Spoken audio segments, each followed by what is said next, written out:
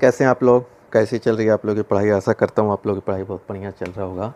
आज हम इस क्लास में देखेंगे चैप्टर 1 है जियोग्राफी का, क्लास 10 का, रिसोर्सेज एंड डेवलपमेंट। इस क्लास में देखेंगे land degradation and conservation measures, मतलब कि कैसे लैंड जो है डिग्रेड हुआ है और उसको रोकने के लिए हम क्या मेजर्स जो है सर्टेन स्टेप्स ले सकते हैं उसको लैंड के डिग्रेडेशन को बचाने के लिए। ठीक है, आप लोग चैनल को सब्सक्राइब कर लीजिएगा ताकि टाइमली आप लोगों को वीडियो मिलता रहेगा। और इस साइट पे आप लोग विज़िट कर सकते हैं www.fullexpand.com। एक्सरसाइज के आंसर जो है आपको इस साइट पे मिल जाएगा और आप टाइमली जो है अपना पढ़ाई को कर सकते हैं, तैयारी कर सकते हैं। ठीक है, एग्ज़ाम की तैयारी कर सकते हैं। तो हम स्टार्ट करते हैं लैंड डिग्रेडेशन के बारे में। जैसा कि आप लोगों को पता है, विदित भी है कि जो है लैंड जो है हमारे पास्ट जनरेशन भी यूज़ किए हैं। ठीक है, ये लैंड जो है हज़ारों साल जो है मिलियंस ऑफ ईयर से जो है ये लैंड है। तो पास्ट जनरेशन भी यूज़ कर रहे हैं एंड फ्यूचर जनरेशन भी यूज़ करेंगे। ठीक है, तो पास्ट जनरेशन तो यूज कर चुके हैं, लेकिन फ्यूचर जनरेशन के लिए हमें ऐसा लैंड का स्थिति रखना है ताकि जो भी रिक्वायरमेंट्स हैं, ठीक है, वो उनका फुलफ़िल होता रहेगा। कहने का मतलब क्या है कि जो डिग्रेडेशन हो रहा है लैंड का, ठीक है, मतलब लैंड की जो क्वालिटी डाउन हो रही है, जैसे कि फर्टाइल लैंड्स ख़त्म हो रहे हैं, ठीक है, उसको हमें बचाना है। तभी जो है ये फ्यूचर जनरेशन जो है इसका यूटिलाइज प्रॉपरली कर पाएगा। 95% अप्रॉक्सीमेट जो है हमारा जो है काम लैंड से ही होता है। जो भी हमारी रिक्वायरमेंट है वो लैंड से ही होती है, जैसे कि फूड मिलता है, शेल्टर होता है, clothing are obtained from the land. जैसे कि क्लोथिंग हम आप लोग बोलेंगे ये कहाँ से लैंड से मिलता है, तो जो कॉटन्स वगैरह होते हैं, कल्टीवेशन उसका होता है, उससे जो है कपड़ा बनता है। ठीक है, तो ये जितनी भी रिक्वायरमेंट है 95% ऑफ अप्रॉक्सीमेट वो जो है लैंड से ही हमें प्राप्त होता है। तो इसीलिए हमें लैंड को कंजर्व करने की ज़रूरत है, इसके डिग्रेडेशन को जो है बचाना है। और जो है ह्यूमन बींग से केवल लैंड को जो है डिग्रेडेशन ही नहीं किया है, बट इसको डैमेज भी किया है। ठीक है, अभी हम देखेंगे आगे जो है। अब इसमें क्या है कि 130 मिलियन हेक्टेयर्स जो लैंड है ये जो है डिग्रेडेड लैंड है। इंडिया में इतने लैंड जो है डिग्रेडेड है, मतलब कि ये लैंड हमारे लिए किसी काम का नहीं है। ठीक है, ये डिग्रेड हो गया है, मतलब जो ऑप्टिमम जिसका रिक्वायरमेंट होना चाहिए था वो हम उससे नहीं कर पा रहे हैं। ठीक है, एंड अप्रॉक्सीमेट 25% जो है इसमें जो 130 मिलियन हेक्टेयर है, इसमें 25% जो है फॉरेस्ट डिग्रेडेशन एरिया है।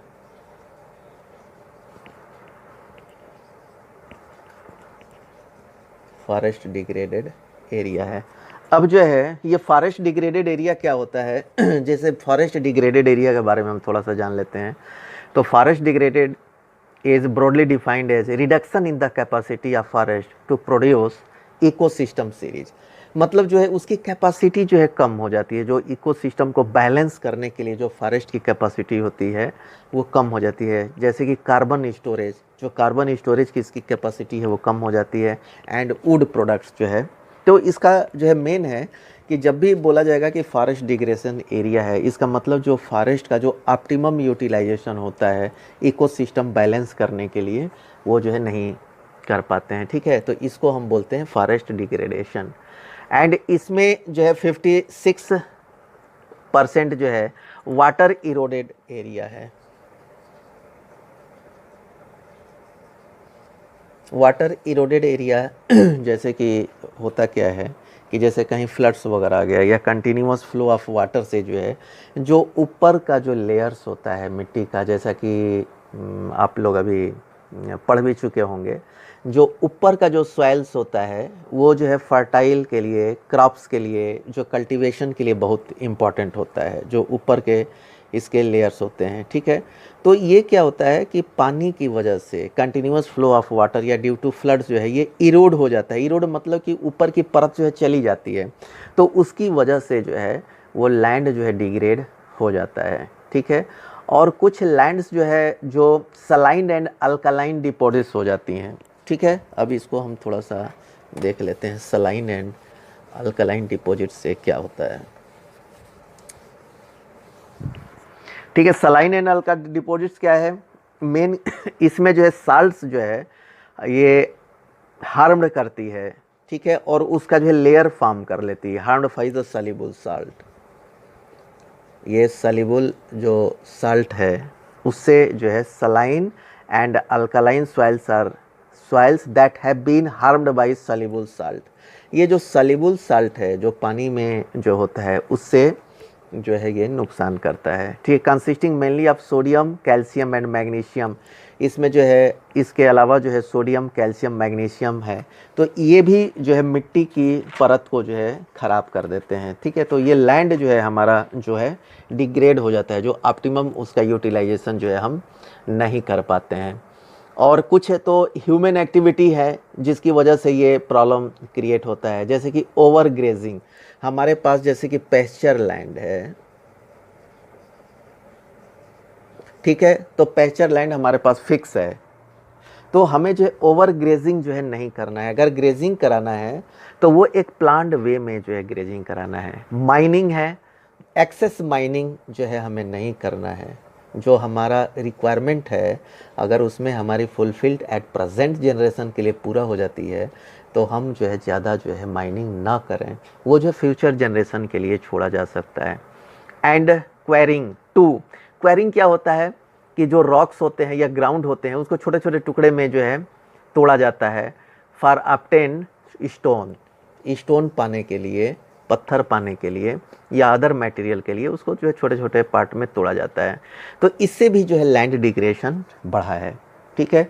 अब जो है माइनिंग साइट में क्या होता है, जैसे माइनिंग, जैसे कंपनियों ने जो है माइनिंग कर लिया और उस एरिए को जो है छोड़ दिया, आफ्टर एक्सावेशन, खुदाई के बाद जो है उस एरिए को जो है छोड़ दिया, ठीक है। तो इससे जो है क्या होता है कि deep scars and traces of overburdening उसमें हो जाती है, ठीक है।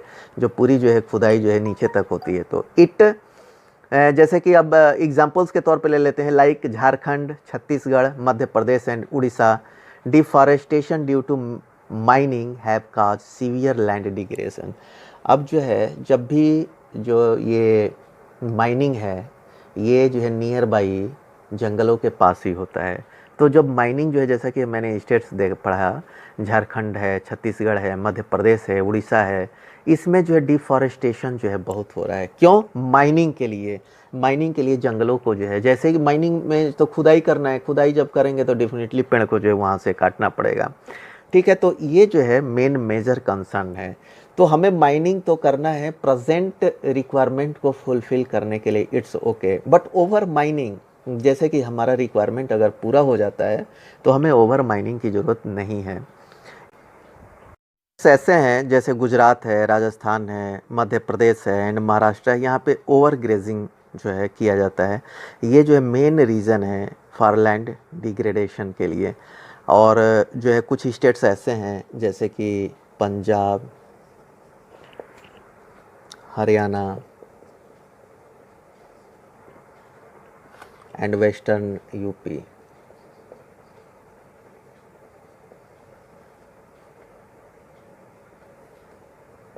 वेस्टर्न उत्तर प्रदेश जो है, यहाँ पे क्या होता है, ओवर इरिगेशन होता है। ओवर इरिगेशन, ओवर इरिगेशन से क्या होता है, वाटर लॉस कर जाता है, मतलब इकट्ठा हो जाता है। और जब पानी इकट्ठा हो जाता है तो इससे जो है सलाइनिटी एंड एल्कलानिटी जो है बढ़ जाती है वाटर में, मतलब कि साल्ट जो है ज़्यादा हो जाता है। तो इससे जो है जो ज़मीन की क्वालिटी है वो जो है डिग्रेड हो जाती है, वो डाउन हो जाती है, ठीक है।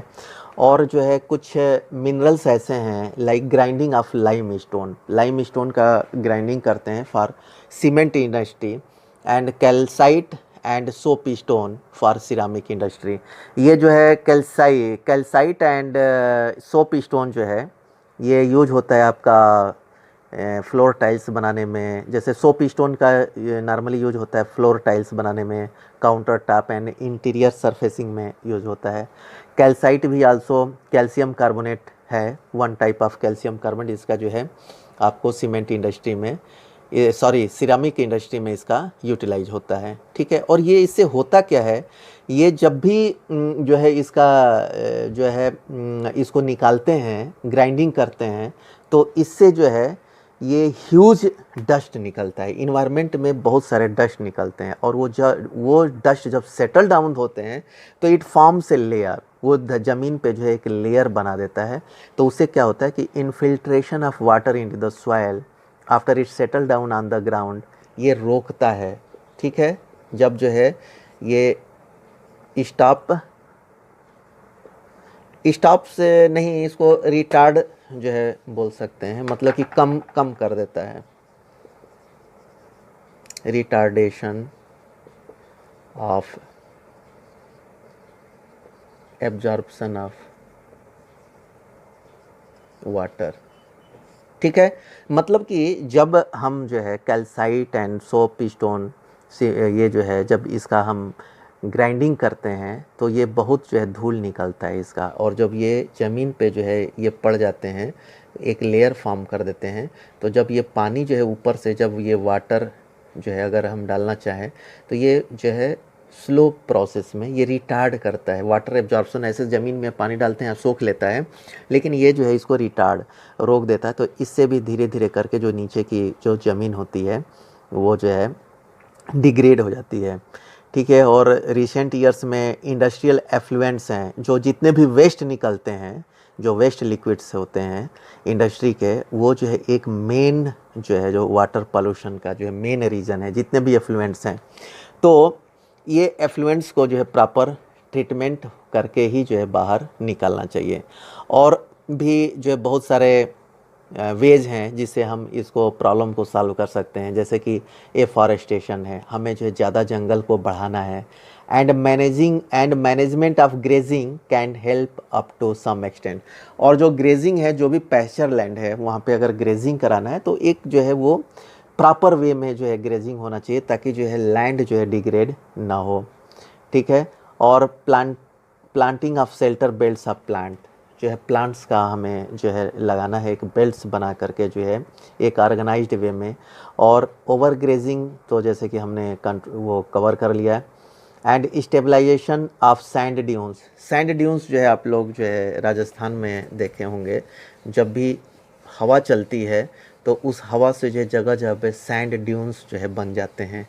तो इससे भी जो है एक जगह की जो है लैंड्स जो है जैसे कि पूरा जो है जो धूल जो है उड़ करके दूसरी जगह पे जो है चला जाता है, तो इससे भी जो है लैंड डिग्रेडेशन होता है। तो इसको रोकने के लिए हमें जो है बुशेस, थ्रोनी बुशेस जो है उगाने पड़ेंगे। ठीक है, जैसे कि जब बुशेस रहेंगे तो जब हवा आएगी तो वो उसको जो है रोक करके वहीं पे जो है मिट्टी जो है गिर जाएगी, या जो डस्ट है जो है वो आसपास ही जो है गिर जाएगी। तो इससे जो है वो जो सैंड ड्यून्स जो होता है वो रुक जाएगा, रुकेगा नहीं, मतलब कुछ हद तक हम उसको रोक सकते हैं, पूरा कंप्लीटली नहीं रुकेगा, लेकिन जो डिग्रेडेशन हो रहा है उसको हम थोड़ा सा मिनिमाइज कर सकते हैं।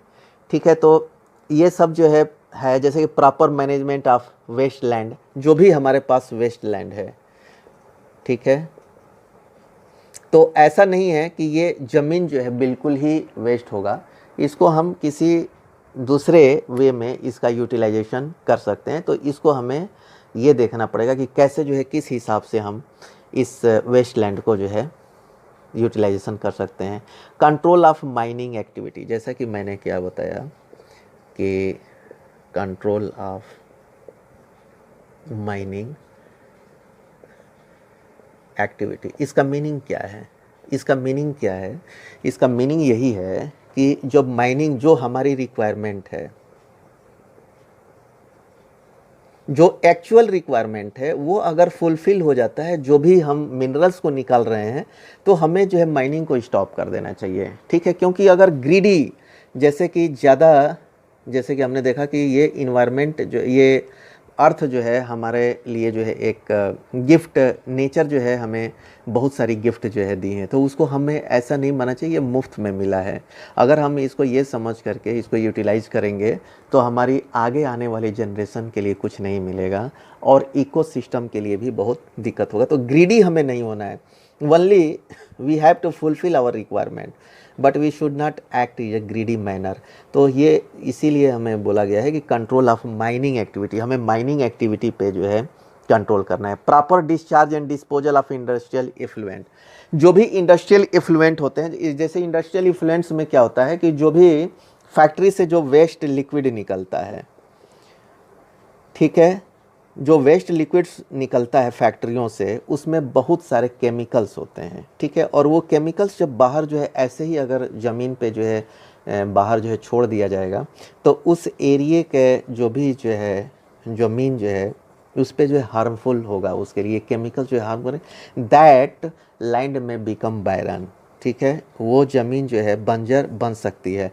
तो ये जो एफ्लुएंट जो वेस्ट निकलता है कंपनियों से, उसको प्रॉपर ट्रीटमेंट करना है, मतलब उसमें जो हार्मफुल सब्सटेंसेस हैं, जो केमिकल्स हैं, उसको न्यूट्रलाइज करके ही बाहर जो है उसको निकालना है, पानी में या जो है ज़मीन पे भी अगर ऐसे भी बहाना है तो, ठीक है। तो ये सब कुछ मेजर्स हैं जिसको ले कि हम अडॉप्ट करके लैंड डिग्रेडेशन को जो है हम बचा सकते हैं, ठीक है, और जो है अपने लैंड को हम कंजर्व कर सकते हैं। तो इस क्लास में हम इतना ही कवर करेंगे। जिन बच्चों ने चैनल को सब्सक्राइब नहीं किया आप लोग सब्सक्राइब कर लीजिएगा। आगे चैप्टर में हम देखेंगे सॉइल एज ए रिसोर्स। तब तक के लिए